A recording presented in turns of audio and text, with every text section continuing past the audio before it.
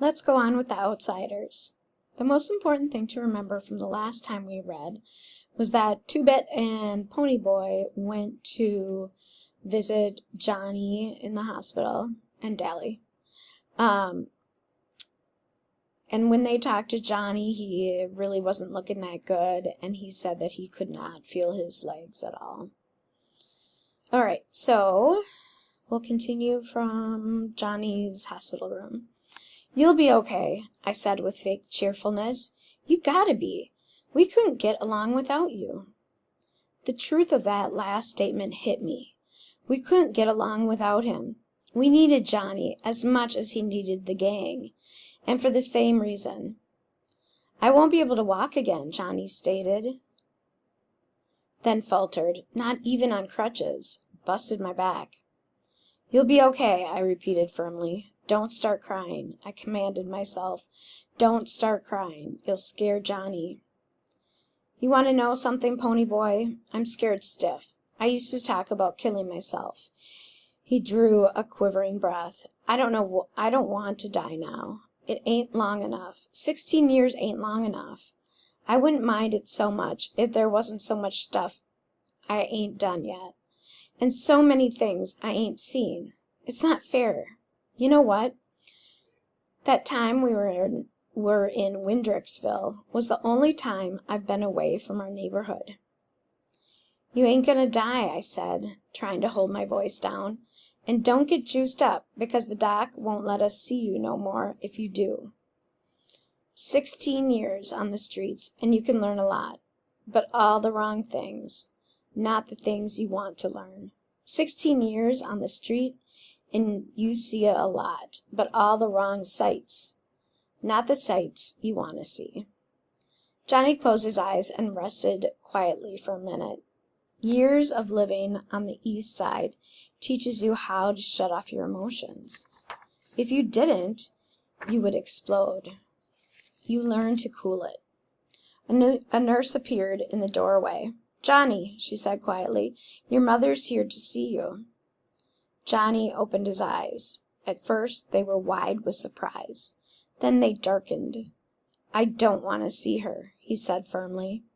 "She's your mother." "I said I don't want to see her." His voice was rising. "She's probably come to tell me about all the trouble I'm causing her, and about how glad her and the old man'll be when I'm dead. Well, tell her to leave me alone. For once," his voice broke, "for once just leave me alone." He was struggling to sit up, but he suddenly gasped, went whiter than a pillowcase, and passed out cold. The nurse hurried me out the door. I was afraid of something like this if he saw anyone. I ran into Two-Bit, who was coming in. "You can't see him now," the nurse said, so Two-Bit handed her the book. "Make sure he can see it when he comes around." She took it and closed the door behind her. Two-Bit stood and looked at the door a long time. "I wish it was any one of us except Johnny," he said, and his voice was serious for once. "We could get along without anyone but Johnny." Turning abruptly, he said, "Let's go see Dallas." As we walked out into the hall, we saw Johnny's mother. I knew her. She was a little woman, with straight black hair and big black eyes like Johnny's. But that was as far as the resemblance went. I'm going to stop there and make my response. Let's say that I don't know what the word resemblance means. So I read the sentence it is, but that was as far as the resemblance went. And that doesn't completely help me with the contents, so I'm going to go back a sentence and read it. She was a little woman with straight black hair and big black eyes like Johnny's. Then I'm going to read ahead a little bit. Johnny Cake's eyes were fearful and sensitive. Hers were cheap and hard. So the word eyes was in both the sentence before and the one after. So I wonder if it has something to do with eyes. And I'm going to go to my prefix and root and suffix sheets. And I already looked up the pieces. So the prefix is re, and that means again or back. Seb means like, and then ant means action, process, or state of. And so I see that semb means like. And I'm wondering if, because they were talking about eyes, if resemblance means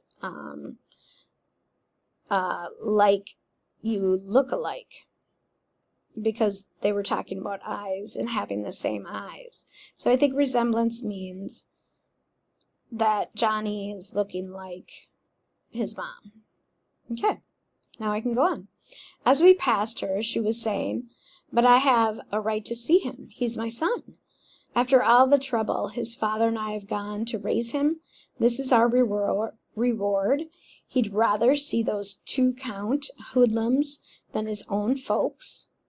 She saw us and gave us such a look of hatred that I almost backed up. "It was your fault. Always running around in the middle of the night, getting jailed, and heaven knows what else." I thought she was going to cuss us out. I really did. Two-Bit's eyes narrowed, and I was afraid he was going to start something. I don't like to hear women get sworn at, even if they deserve it.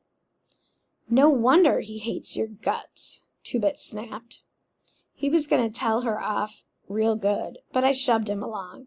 I felt sick.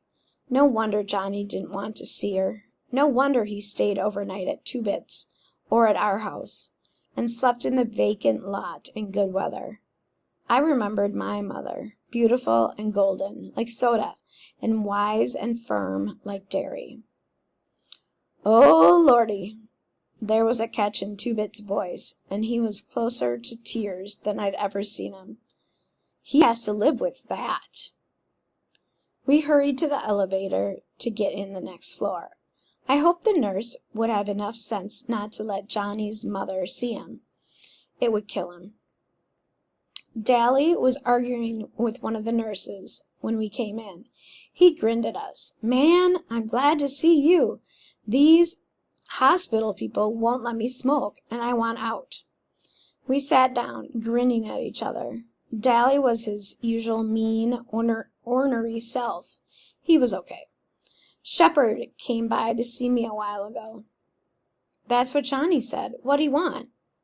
"Said he saw a picture in the paper and couldn't believe it didn't have 'Wanted Dead or Alive' under it. He mostly came to rub it in about the Rumble. Man, I hate not being in that." Only last week Tim Shepard had cracked 3 of Dally's ribs, but Dally and Tim Shepard had always been buddies. No matter how they fought, they were two of a kind, and they knew it. Dally was grinning at me. "Kid, you scared the devil out of me the other day. I thought I'd killed you." "Me?" I said, puzzled. "Why?" "When you jumped out of that church, I meant to hit you just hard enough to knock you down and put out the fire. But when you dropped like a ton of lead, I thought I'd aimed too high and broke your neck." He thought for a minute. "I'm glad I didn't, though." "I'll bet," I said with a grin. I'd never liked Dally, but then for the first time I felt like he was my buddy. And all because he was glad he hadn't killed me.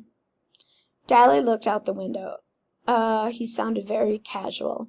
"How's the kid?" "We just left him," Two-Bit said. I could tell that he was debating whether to tell Dally the truth or not. I don't know about stuff like this, but he seemed pretty bad to me. He passed out cold before we left him. Dally's jaw line went white as he swore between clenched teeth. "Two-Bit, you still got that fancy black-handled switch?" "Yeah." "Give it here." Two-Bit reached into his pocket for his prized possession. It was a jet-handle switchblade, 10 inches long, that would flash open in a mere breath. It was the reward for 2 hours of walking aimlessly around a hardware store to divert suspicion. He kept it razor sharp. As far as I knew, he had never pulled it on anyone. He used his plain pocket knife when he needed a blade. But it was his showpiece, his pride and joy. Every time he ran into a new hood, he pulled it out and showed off with it. Dally knew how much that knife meant to Two-Bit, and if he needed a blade bad enough to ask for it, well, he needed a blade. That was all there was to it. Two-Bit handed it over to Dally without a moment's hesitation.